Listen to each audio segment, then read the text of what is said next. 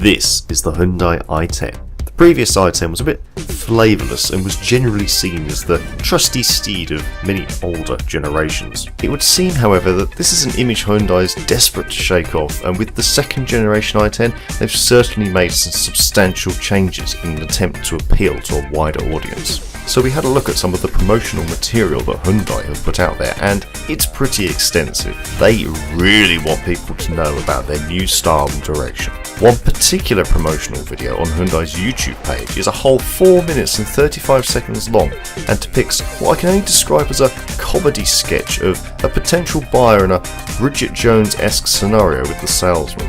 It's certainly a different approach, but 10 out of 10 for effort, Hyundai. The question is though, can the i10 compete with the smoother, sexier and more charming competition such as the Volkswagen Up, the Vauxhall Corsa and the Citroën C1?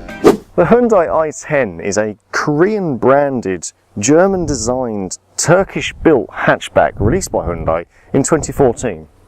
This is the second generation i10, so it's a bit larger and more practical than its predecessor.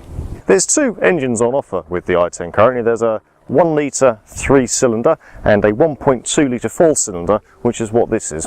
There is also a blue drive version of the 1 litre engine available as well, which is a lot more economical, which is good for the green points. Now, considering this was actually one of the smallest cars in its class previously, and it's now one of the biggest cars in its class, its practicality levels are a major selling point. To look at the i10, it actually looks like a pretty standard offering from any Korean company along those lines. There's really nothing that impressive about it, but it is cheap city motoring. They are cheap to pick up, they're cheap to run. The one thing I would say though is that this i10, the latest version, does look a lot better than the old one. Even just the simple styling cues like the creases in the doors and the details on the alloy wheels. The whole package though does look a lot more refined, it does look a lot more comfortable and at home with its surroundings with other city cars. It's a lot more pleasing to look at with very subtle styling. And there's a few things that remind you that it is a cheaper Korean car. Things like this plastic trim here, it just feels loose and it feels thin. And looking at the back of the i10, much like its rivals, you do find that pretty much the back is the back, which is always a good thing when you're parking. Having looked around the i10, there is one thing that does bug me though, and you find this on the Renault Clio as well, and it's these plastic trims here, which are normally used for protecting the doors when you open them, etc. But in this case, they just look like they're stuck on. They stick out too much, and it's, I don't know, it just takes away from the feel of the car. So, inside the i10, it's pretty much as you'd expect from most small cars. It does feel a little bit on the cosy side. The driving position in itself isn't wrong, it's not bad, but I can't seem to get the adjustment I want. The steering wheel hasn't got any reach on it, which seems to be more common with smaller cars. This is very much your family city car, runaround car. It's no frills, it's very basic. The interior, they've tried to spruce it up a little bit. It is still fairly cheap plastics, although they do feel quite well put together. I like the design of the colour on the dashboard here. It does inject a bit of colour, especially around the gear stick as well. Controls, pretty basic, straightforward. You've got your aircon, nice big chunky dials, can't complain about that, and a nice storage bin in the middle for your sunglasses or a bit of spare change. And there's even an auxiliary USB port and a cigarette lighter in there as well, which could be good for your sat nav. There's a few more bits of storage as well. You've got a couple of cup holders here, a little coin tray of sorts here, another little cubby hole here next to the handbrake, and another one behind that for more bits, another 12-volt socket. You've got a average size glove box. You have got some quite deep door pockets actually. You can get a bottle of something in there or a can of de-icer. One thing I have noticed is the door, the arm trim, it does stick out quite a bit. And for me personally, it actually rests on my leg half the time, which is a little bit annoying. But while we're here, we have actually got 4 electric windows. Driver's side is automatic up and down, and obviously you can lock them as well. For the rears, electric wing mirrors as well. One thing that does bug me a little bit is just the sheer number of buttons they've put on the steering wheel. I mean, look at it, there's so many of them. I think this may be more of a distraction than an aid, to be honest. And while I can't get completely comfortable in here, I think for short drives and the usual city driving, taking the kids to school, picking up some shopping, it'll be absolutely fine. But I do question whether or not I could be in here for any length of time, sort of an hour and a half to 2 hours. So, what's it like to drive? Well, let's take it out.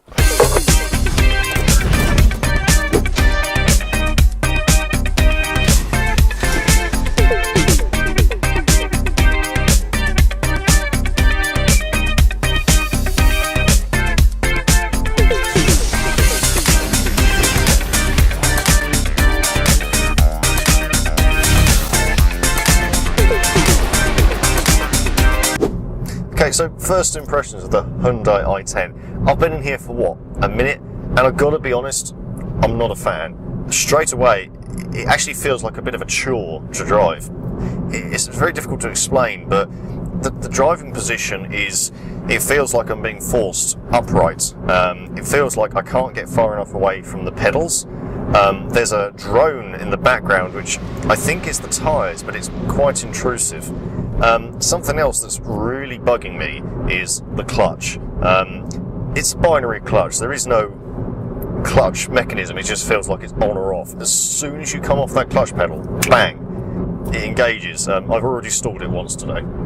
So the i10 I've got here is a 5-speed manual, and despite the issues with the clutch in the binary system of the clutch on or off, the gear change is actually quite smooth. I can do it with my fingers. I can palm it into place. It's a nice smooth action. There's no mistaking gears for other gears, and the gear stick does fall nice and easily into place. It does feel like it's geared correctly for the power of the engine, but then the engine itself feels a little bit lacking as well, which doesn't help. General comfort in the i10 it's alright.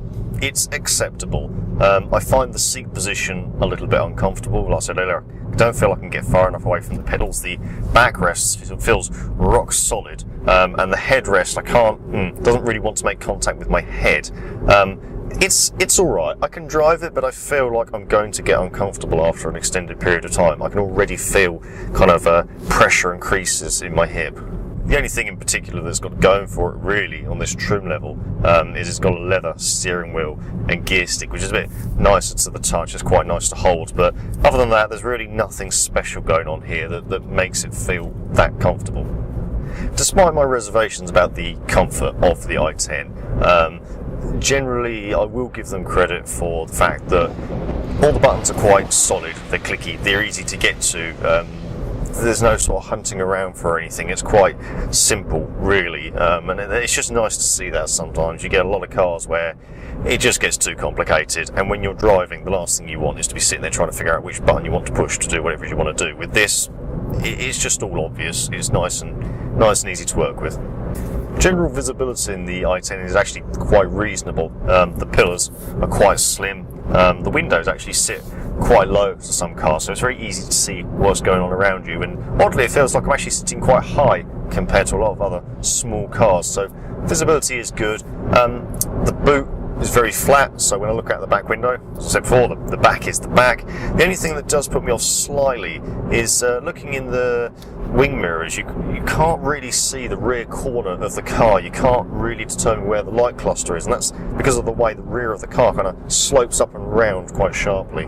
One of the reasons some people like buying kind of small cars like this is they're supposed to be much more fun, kind of chuckable cars, throw them around corners, nip around. It's supposed to be quite sprightly, almost like go-karts, and that's very much what, say, the Mini and the Fiat 500 are going for.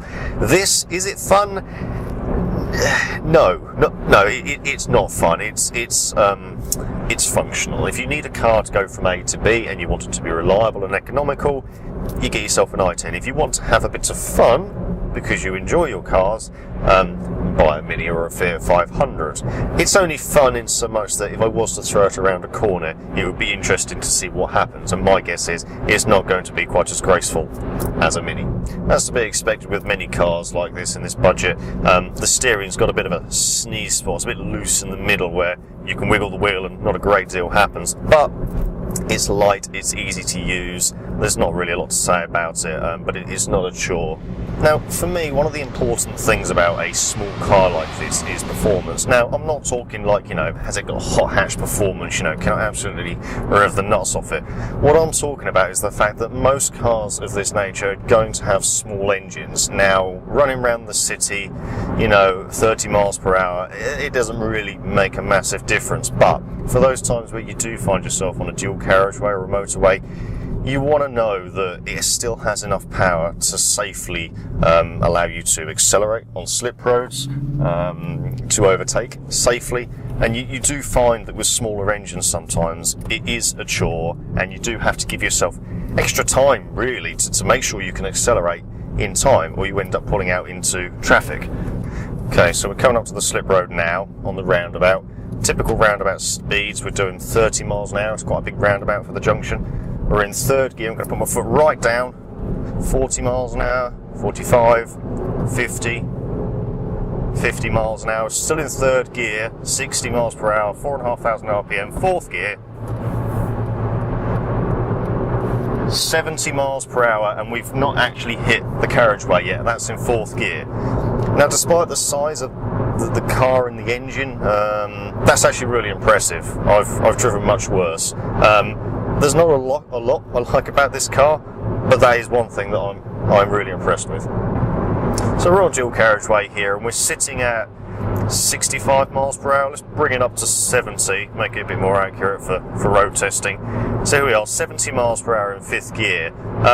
Refinement and road noise, it's, again, like it was at slower speeds, there's this kind of drone in the background, from what I can only assume is the tyres. It's a little bit intrusive, it's a little bit annoying. In all honesty, if you turn the stereo on, you're probably not going to notice it. Probably won't make a massive difference. There's a small amount of wind noise, and I am having to raise my voice slightly, I think, for you guys to hear me. So, again, a bit like other aspects of this car, it's alright, it's acceptable, but it's nothing I'd write home about. So, something else that's important to me is the stopping ability of a car. In this day and age, most cars are running discs on the front, in a lot of cases discs on the back. Cars with ABS fitted as standard, they're pretty efficient when it comes to braking, but it's nice to get a feel for how a car responds under heavy braking conditions. And like I say, most cars are pretty safe these days, but it gives you confidence in how to drive the car and how to handle the car should the worst happen. So what we're going to do is we're on a quiet low road here. We're going to get up to 50 miles an hour, and we're going to do an emergency stop. So we're in fifth gear. That's 50 miles an hour now. Oh, Jesus. Alright? Yeah, just waiting to exhale. Jesus. That was really good. When you decided to do it at 50, you should have told me, because I was sitting in the back going, 50.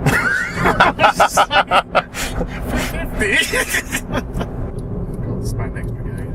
It's the Spandex Brigade. Spandex monkey, Spandex monkey. Oh, sorry. Was that a bit of a tight corner? Yeah, a little bit. I am starting to realise getting somebody who hates small cars to review a small car is not a good idea. I don't hate small cars, but I'm just... the app off a lot. No, not compared to this. I'm not a fan of this.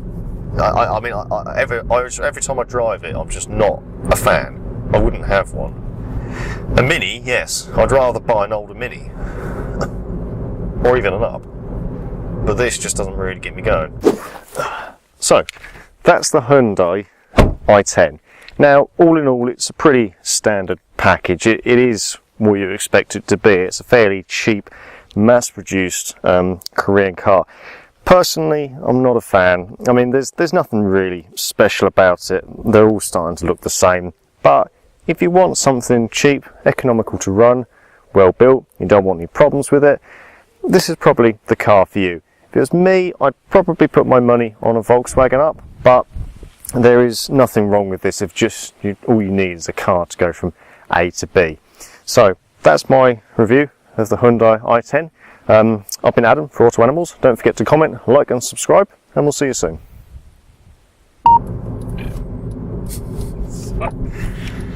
I think Jeremy Clarkson doesn't have this problem. Probably he does, actually. Not with his sound map, but with his other colleagues. Okay.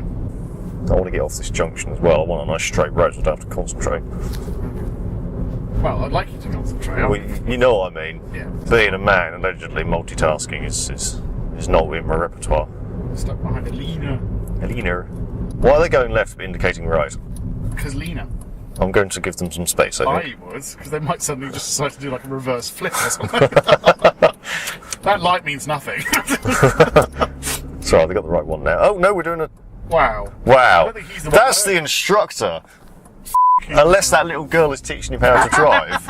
That instructor has just done a... Yeah. What is it? What did it become? It's an illegal manoeuvre. Basically, he's come out of a T-junction and in the middle of the road just turned around 180 degrees and come back on himself. On a national speed limit On road. a national speed limit road. Main road, busy A road. main busy road. Yeah. That's, I think he's not a qualified instructor, he's just her dad. I was going to say, he doesn't look like he knows what he's doing, does he? Well, no, but the fact he's got a single L plate on the back indicates to me It's that he's not a qualified instructor, is it? He's not. Wow. Right, anyway, it's getting warm in here now. It's getting hot in here. In here. Huh? Don't take all your clothes.